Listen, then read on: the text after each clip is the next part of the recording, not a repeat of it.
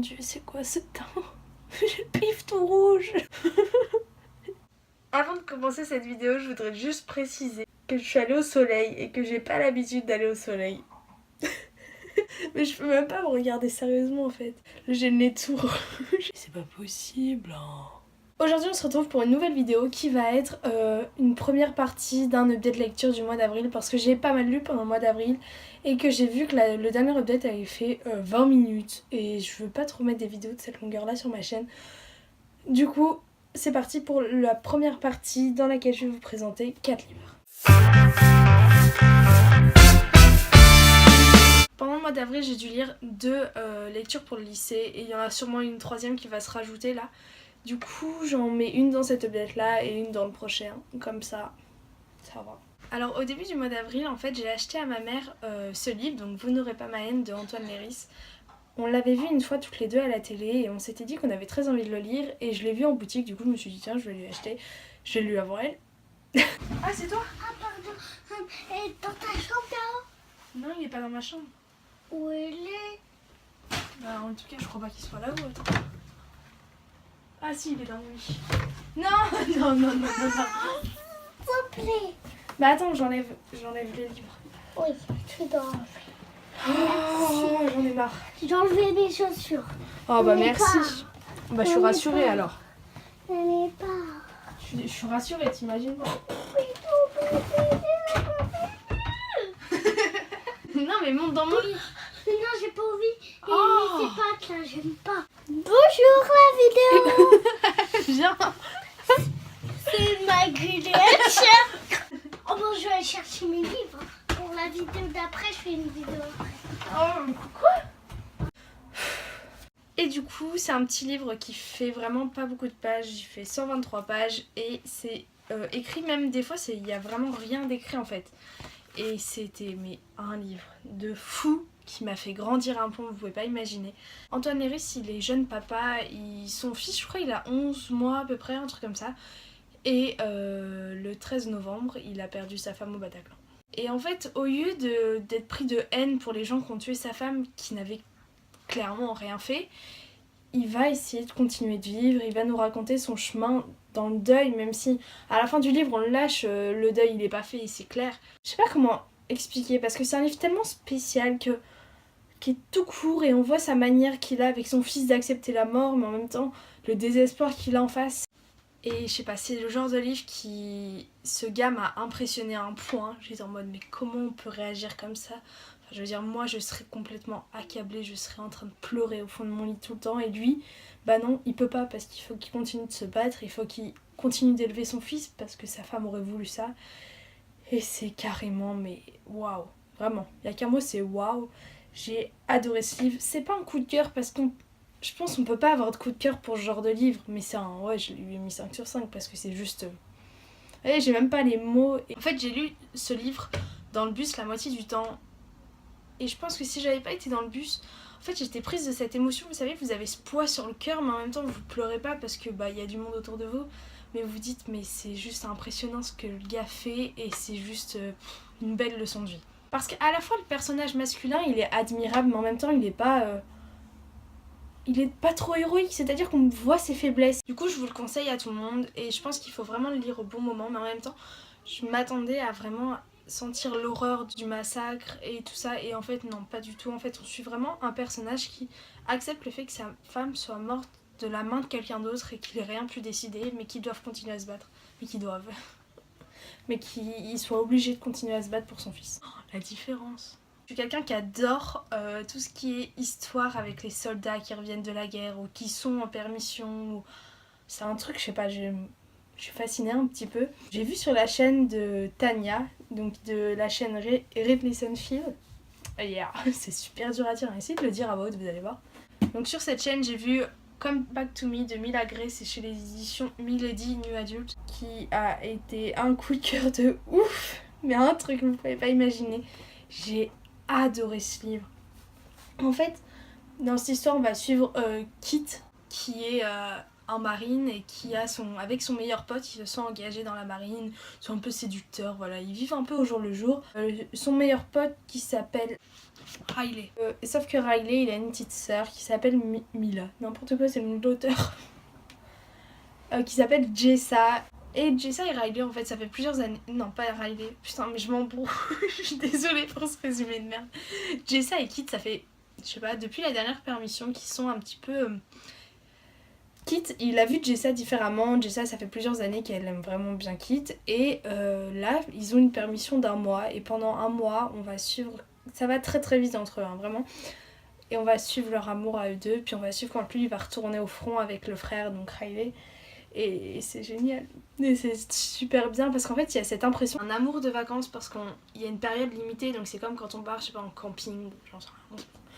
Et voilà, et le gars ou la fille dont on tombe amoureux va repartir la semaine d'après, donc on n'a qu'une semaine et on veut en profiter. Et là c'est exactement ça, et c'est génial parce que je sais pas comment expliquer en fait. Le personnage masculin, je l'ai beaucoup aimé parce que je le trouve à la fois drôle, mais en même temps respectueux, mais en même temps... il y a vraiment... Je sais pas, je trouvais que Kit, ça faisait un bon book boyfriend.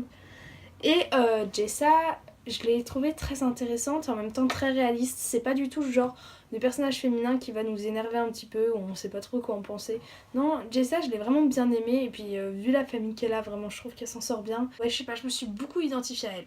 En bref, c'est un livre que je vous conseille énormément, qui a été un coup de cœur pour moi et il fera peut-être partie de mon top 10 de l'année 2017.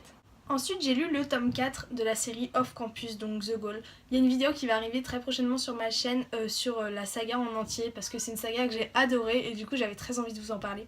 The Goal, ça a été un petit peu la petite déception, je vais vous le dire directement. J'ai beaucoup de mal avec tout ce qui est histoire de femmes enceintes et tout, je sais pas, je suis pas du tout quelqu'un porté sur la chose. Dans le résumé, on nous parle de Tucker et de Sabrina qui, une histoire d'un soir, vont tomber enceintes. Enfin, Sabrina va tomber enceinte. Et en fait, cet élément, moi j'ai lu le résumé avant de lire le livre, c'est vrai que je le fais pas souvent, mais là j'avais envie. Et cet élément arrive qu'à la moitié du livre, mais vraiment la bonne moitié, hein, je pense par là, ou vraiment, c'est abusé.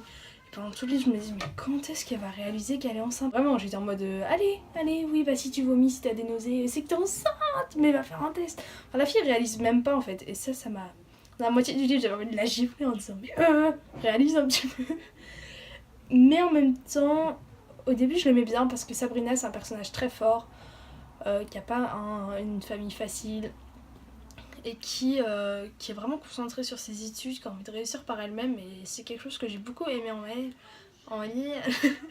Mais en même temps, Nat Tucker, qui est un gars super gentil, qui est à côté, qui sait pas trop s'il doit intervenir ou pas, s'il doit la laisser faire, ou s'il doit l'aider, s'il doit la forcer à venir, ça m'a un peu énervé chez Tucker, moi j'avais envie.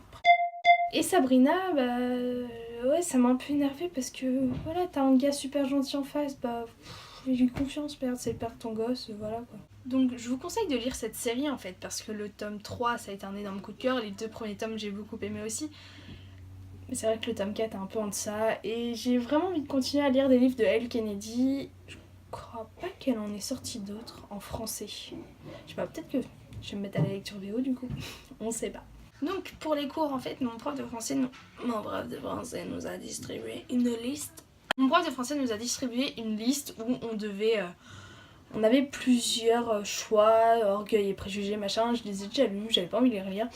Et j'ai vu Bonjour Tristesse de Françoise Sagan, et je sais pas, je me suis dit allez, j'ai un peu regardé le nombre de pages aussi. Et j'ai plutôt bien aimé cette histoire. C'est surtout la fin qui m'a carrément laissé... C'est pas le genre de livre où on s'attend à avoir une fin comme ça, et vraiment la fin plutôt impressionnante. C'est une histoire où j'ai accroché très rapidement parce qu'on va suivre Cécile qui a 17 ans, donc voilà. Et c'est son père va louer... Cette histoire se passe dans les années 1954. Pendant l'été 1954, son père va louer une villa, et avec Cécile, en fait, ils ont toujours eu une vie un peu facile, entre guillemets, je sais pas comment dire, sans accroche. Cécile, elle a passé 10 ans dans un couvent, et après, elle est allée habiter chez son père. Son père, il a, je crois, la quarantaine passée, et il vit un peu au jour le jour, quoi. Voilà, il a une maîtresse, là il a emmené une maîtresse, hop, voilà, après il en a eu d'autres. Quand ils habitent sur Paris, ils font un peu la fête, machin. Et en fait, on suit cette fille qui Voilà, d'ailleurs à un moment il y a une phrase qui dit un truc style bon ma fille elle se fera entretenir par des hommes, mais elle répond même pas, moi j'étais en mode pardon. Et en fait ils trouvent une sorte de bonheur dans cette petite routine qu'ils ont. Anne c'est une amie de la mère de Cécile, et Anne elle est très... je sais pas comment dire, elle est très polie, très dans la retenue. C'est une femme classe quoi, élégante. Et Cécile à la fois elle va l'admirer mais en même temps elle va la détester parce qu'Anne elle va la forcer à étudier, à faire des choses comme ça. Et cette relation entre les deux, elle était super ambiguë, mais en même temps, je sais pas, ça avait quelque chose. Elle continuait de se vouvoyer alors que ça faisait des mois qu'elles vivaient ensemble, et... Non, pas des mois, des semaines peut-être. Et je sais pas, il y avait un truc. Et en gros, Anne va... Ça, c'est dès le début du livre, ça. Anne et le père vont décider de se marier, et Cécile va juste être mais complètement choquée. En fait, elle va faire pardon, non, je crois pas, non. Et du coup, en fait, la jeune adolescente va être... va avoir plusieurs sentiments, c'est-à-dire qu'à la fois elle va bien l'aimer, elle va l'admirer, des fois elle va vouloir se venger, donc elle va mettre au point un plan de vengeance, mais en même temps quand elle voit que ce plan commence à marcher, elle est pleine de culpabilité, elle veut pas, mais en même temps elle arrête pas ce plan, enfin en fait c'est sentiments contradictoires, et moi j'étais complètement embarquée en fait. Quand elle était contente, j'étais contente. Quand elle était embarrassée, moi j'étais en mode ah ouais, c'est pas gentil quand même. Oh, quand elle était coupable, je me disais oh mince, elle aurait pas dû faire ça. Mais quand elle faisait, je me disais oui, elle a raison de le faire. Enfin, en fait, je suis complètement rentrée dans le jeu de l'auteur, je pense. Et je pense que le fait que j'ai le même âge qu'elle, peut-être la même mentalité. Enfin, je sais pas ça, mais je sais pas, j'ai vraiment bien apprécié. Vraiment cette fin qui est très surprenante et je pense qu'il va faire grandir Cécile. Voilà pour ce premier update lecture du mois d'avril. J'espère que ces livres vous auront plu. N'hésitez pas à me dire dans les commentaires ce que vous avez lu, si vous en avez lu certains, si dans les sagas pour Off Campus vous avez lu le tome 1, allez-y, foncez, putain. Si vous avez lu un autre livre de François Sagan, n'hésitez pas à me le dire parce que j'ai vraiment envie de continuer avec cet auteur. Sur ce, je vous fais plein de gros bisous en attendant la prochaine vidéo. Ciao ciao.